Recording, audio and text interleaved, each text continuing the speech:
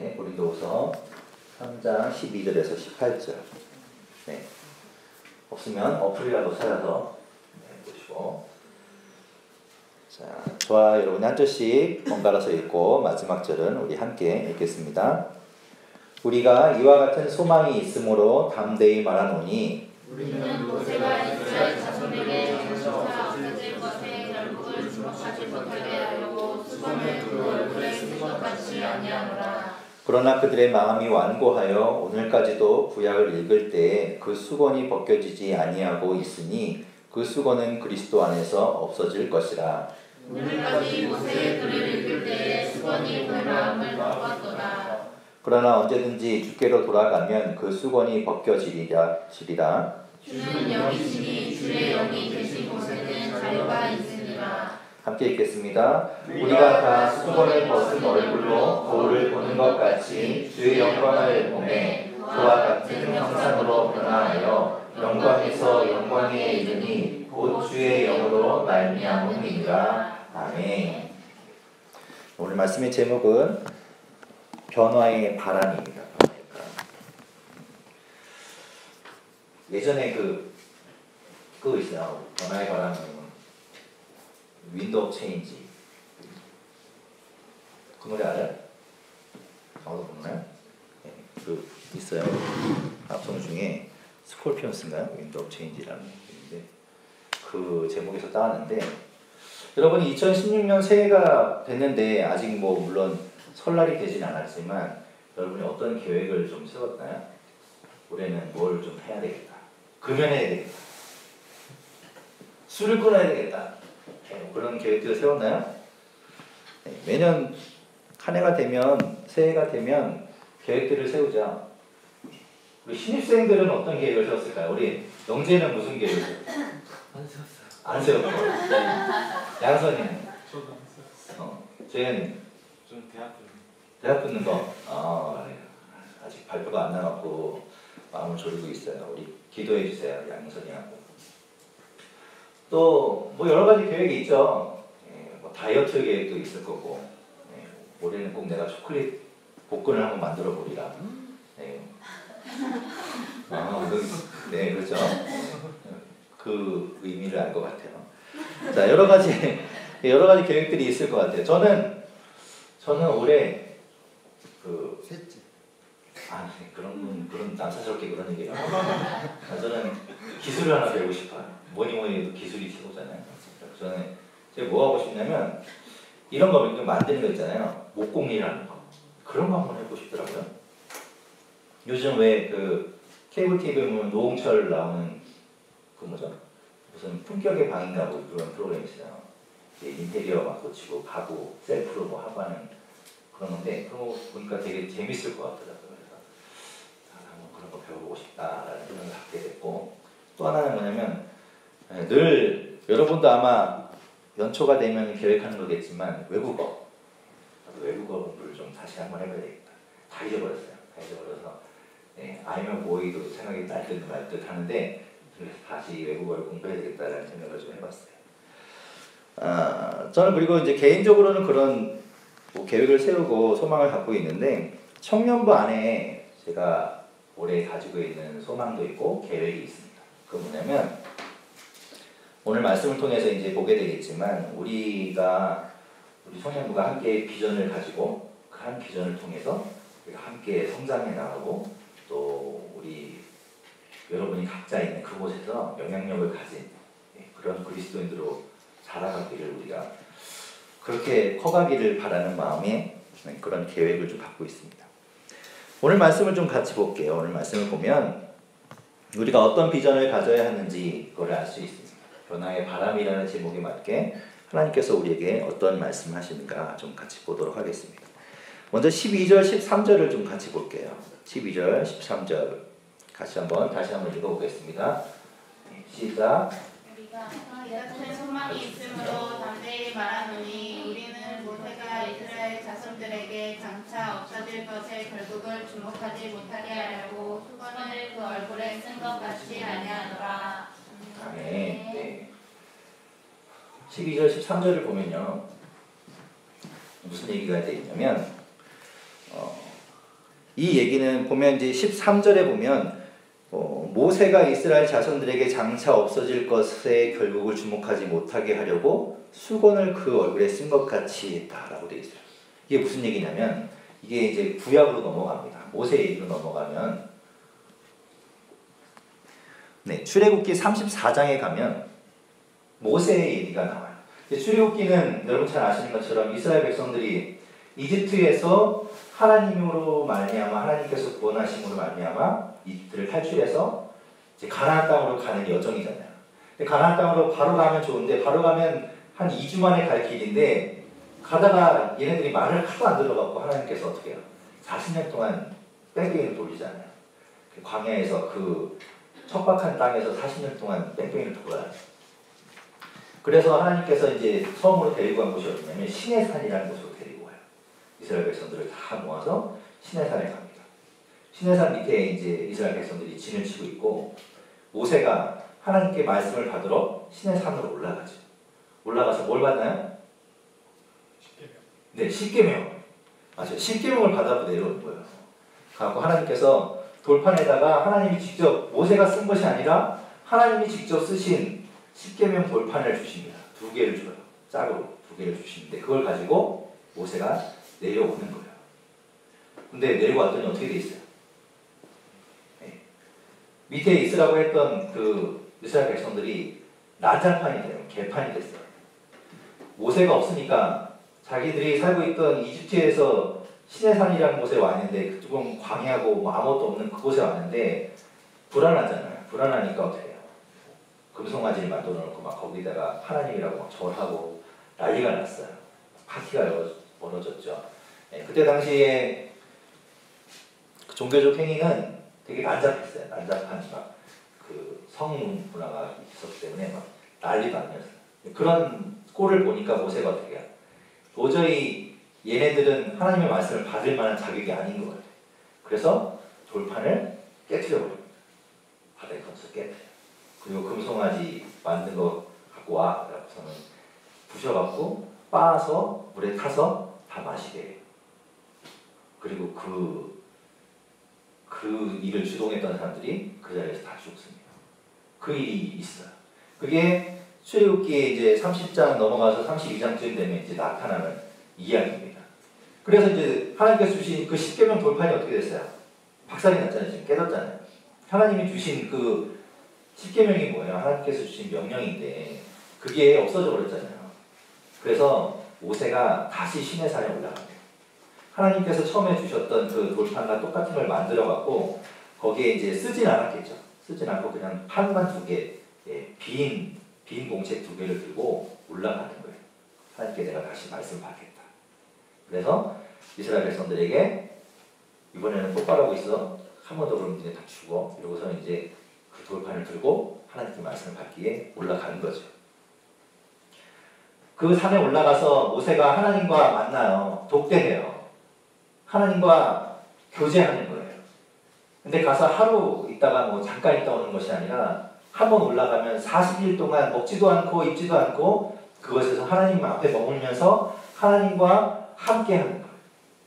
그리고 말씀을 받아요. 그리고 내려와요. 2번째 말씀을 들고 내려오는데 모세가 그곳에 밥을 싸들고 들어간 것도 아니고 40일 동안 그곳에서 제대로 먹지도 않고 그냥 하나님과 둘이 있는 그 시간을 보내고 내려왔는데 모세의 얼굴이 어떻게 되냐면 빛이 나는 거예요. 광채가 나요. 너무나 눈이 부셔요. 사람들이 눈을 뜨고 쳐다볼 수가 없어. 도대체 모세에게 무슨 짓을 한 거야? 얼굴이 막 빛이 나는 거죠. 40일 동안 굶어서 막 이렇게 볼이 쏙 들어가고 막 이렇게 피골이 상접하고 이래야 되는데 그거가 아니라 빛이 달라지는 거예요. 사람들이 똑바로 볼 수 없었어요. 그래서 뭘 하냐면 수건으로 얼굴을 가렸습니다. 수건으로 얼굴을 가려요. 사람들이 볼 수가 없습니다.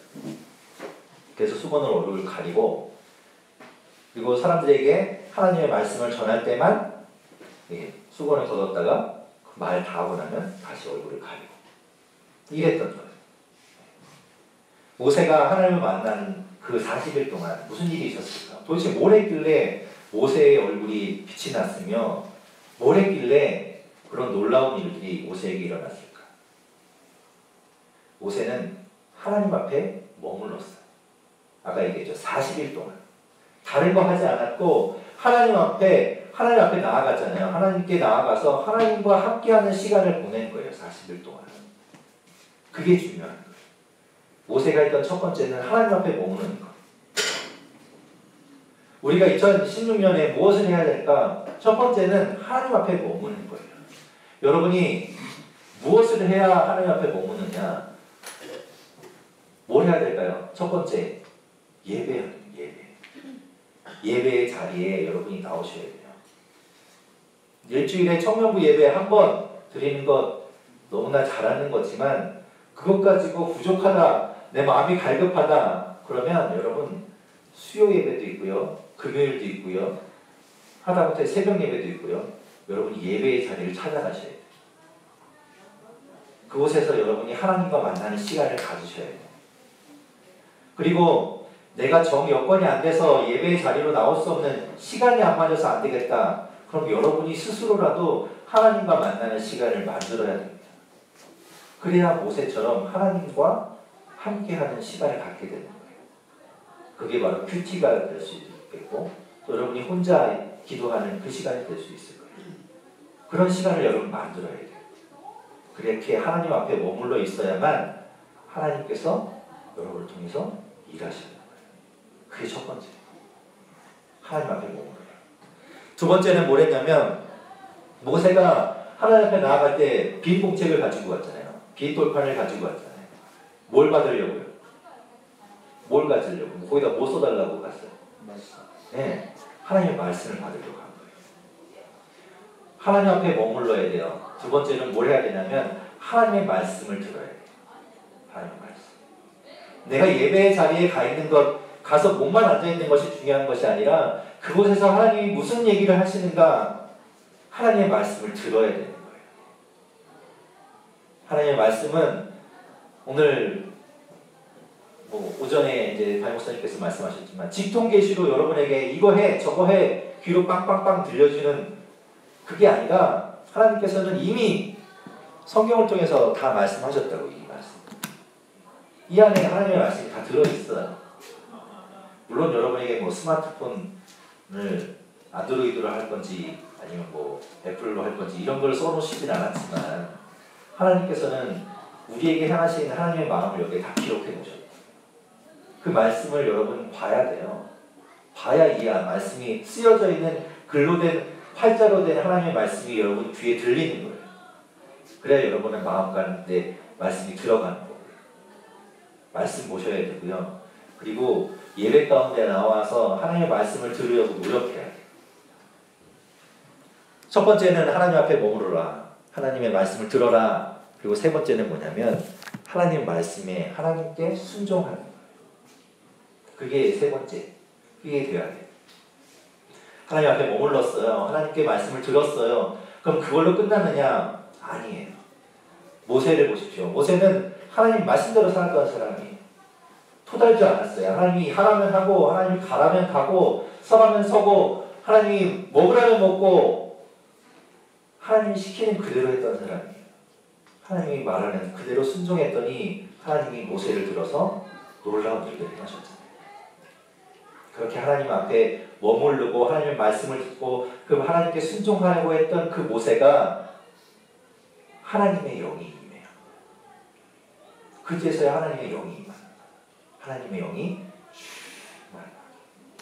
우리가 얘기하고 있는 성령 충만이 된 거예요. 그렇게 되니까 어떻게 해요? 얼굴에 광채가 나는 거죠. 그 사람에게서 빛이 나는 거예요. 여러분 그런 사람 되고 싶지 않아요? 여러분의 인생을 통해서 어디 가면 내가 가는 곳마다 내가 모임에 들어가기만 하면 막 칙칙해지고 사람들이 그렇게 쟤 왜 왔어 이런 게 아니라 내가 가면 그 자리에 빛이 나는 거예요. 여기 딱 4명 앉아있으니까 빛이 쫙 나고 여기 3명 쫙 있으니까 눈부셔 이렇게 되고 여러분이 가는 그곳에 여러분 때문에 빛이 나고 여러분 때문에 그 자리가 놀라운 자리가 되는 거예요. 여러분의 인생이 그랬으면 좋겠습니다. 모세가 그랬다고요. 모세가 그래서 오늘 말씀에는 그 얘기를 하고 있는 거예요. 13절에 얘기하고 있는 그 수건에 가려졌다는 것이 그것을 얘기해요. 그런데 그 수건은 여러분 모세가 성령 충만해서 얼굴에 빛이 나고 광채가 나는데 그 수건은 그 광채를 가려요. 그 수건은 뭐냐면 율법이에요. 율법이고 또 우리가 하나님을 바로 보지 못하게 막고 있는 우리 모두가 이 뒷부분에 보면 그 얘기를 하고 있어요. 14절에 보면 이렇게 기록하고 있습니다.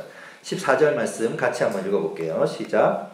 그러나 그들이 오늘까지도 구약을 읽을 때에 그 수건이 벗겨지지 아니하고 있으니 그 수건은 그리스도 안에서 없어질 것이라. 네. 오늘까지도 우리가 말씀을 읽을 때 우리가 말씀을 보면서도 예배 가운데 나오면서도 하나님과 함께 하지 못하고 하나님을 제대로 보지 못해요. 그냥 예배에 참석하고 있는 그냥 내가 이 몸이 육이 와 있는 걸로만 끝나는 경우가 참 많아요. 왜 그러느냐면 우리에게 수건이 가려져 있기 때문에 하나님을 제대로 보지 못하게 되는 거죠. 왜 그러느냐? 우리 안에 죄가 있기 때문에 그렇습니다. 우리가 그런 비유가 있어요. 여러분이 이제 그 뭐죠? 농작물을 심으면 그 밭에 보면 이렇게 검은 비닐로 이렇게 씌워져 있는 거 여러분 본 적 있어요?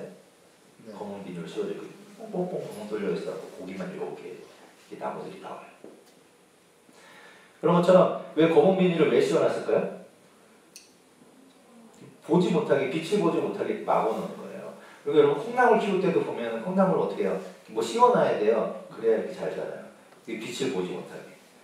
여러분 수건이 우리에게 덮여져 있다는 것은 우리가 보지 못하게 하는 거예요. 뭘 보지 못하게 하느냐면 우리가 예배 가운데 나오지만 말씀을 보지만 그 가운데서 하나님을 만나지 못하는 것은 우리가 쓰고 있는 이 수건이 하나님을 보지 못하게 하고 있는 거예요.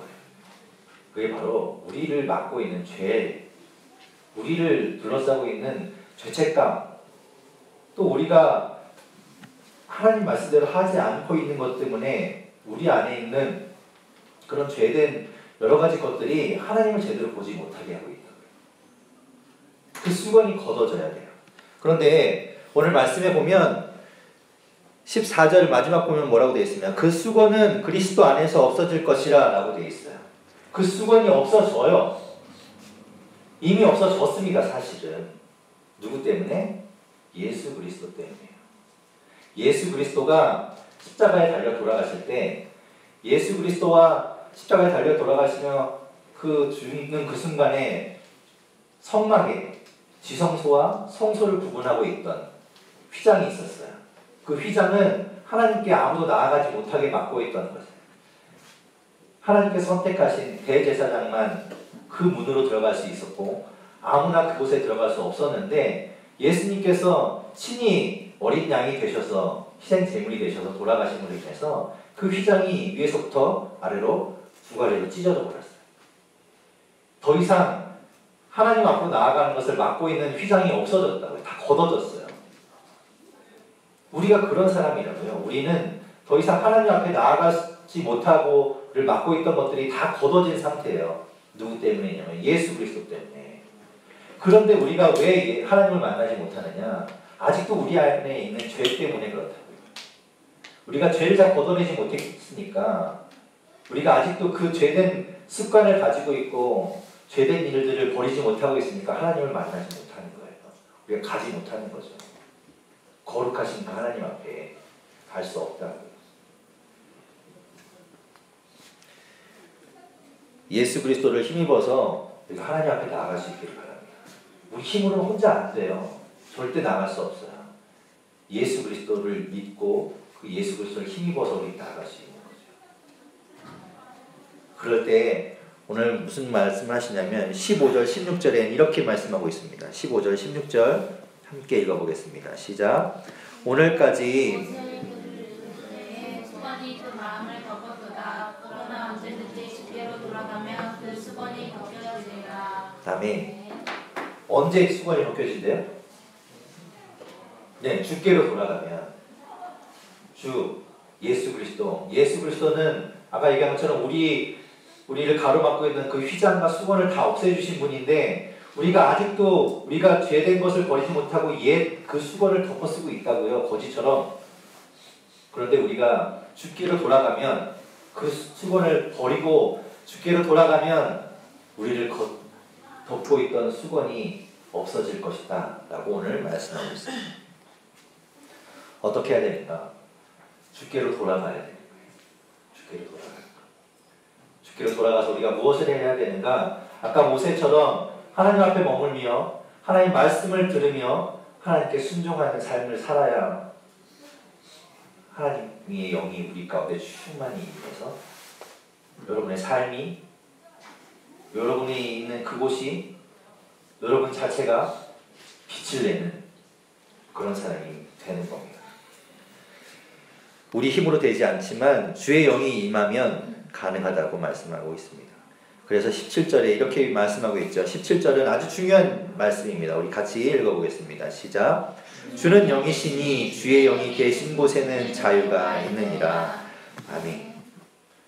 주는 영이시니 예수 그리스도 그 성령님이 계신 곳에는 자유함이 죄로 둘러싸고 있고 죄 때문에 우리가 억압되어 있고 우리가 옛 습관 때문에 힘들어하고 있는 그곳에서 주님이 우리 안에 충만히 거하면 우리 안에 자유함이 있다라고 말씀하고 있습니다.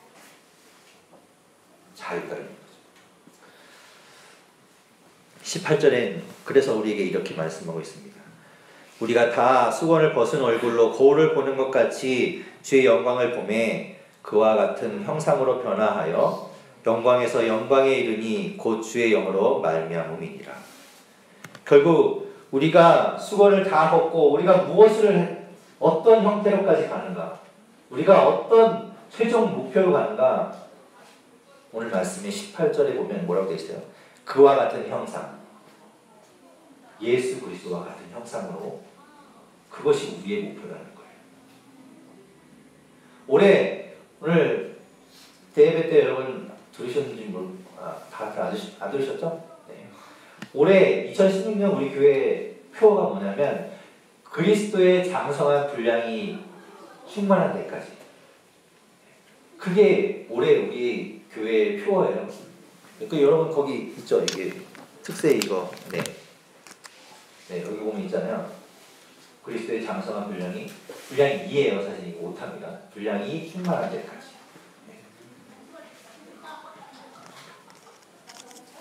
네. 우리가 그와 같은 형상, 예수 그리스도와 같은 형상, 예수 그리스도의 장성한 그 분량 그것까지 우리가 가는 것. 그것이 바로 우리의 목표고 우리의 나아가야 할 방향이에요. 그것을 위해서 올해는 우리가 예배에 집중할 거예요. 그래서 여러분 2016년 청년부 예배가 지금은 이제 이렇지만 더 부흥할 거라고 저는 믿고요. 그리고 결국 더 부흥하면 우리는 이제 본당으로 내려갈 거죠. 본당이 우리의 저쪽입니다. 하여튼 거기 가서 우리가 막 그 넓은 곳에서 우리가 함께 예배할 수 있어요. 예배를 통해서 우리가 회복될 거고요. 그리고 우리가 말씀 훈련할 거예요. 그걸 통해서 하나님의 말씀이 무엇인지를 깨닫고 말씀을 듣고 또 우리가 그것으로 끝나는 것이 아니라 예배하고 말씀 훈련하고 하면 그걸로 끝나면 아무 의미 없어요. 그걸 우리 삶을 살아내야 돼요. 여러분이 있는 그곳에서, 여러분의 직장에서, 학교에서, 여러분의 가정에서 여러분이 그 삶을 살아내야 되는 거예요. 하나님께 순종하는 그 삶을 살아내는 것.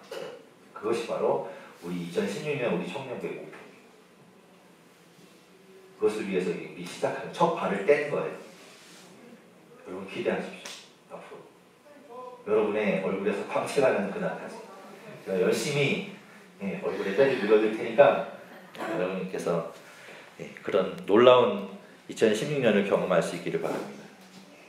주님 안에 머무는 것, 그리고 주님 말씀 듣는 것, 그리고 주님 말씀대로 살아가는 것, 순종하는 삶, 그 삶이 우리 가운데 이루어지기를 소망합니다.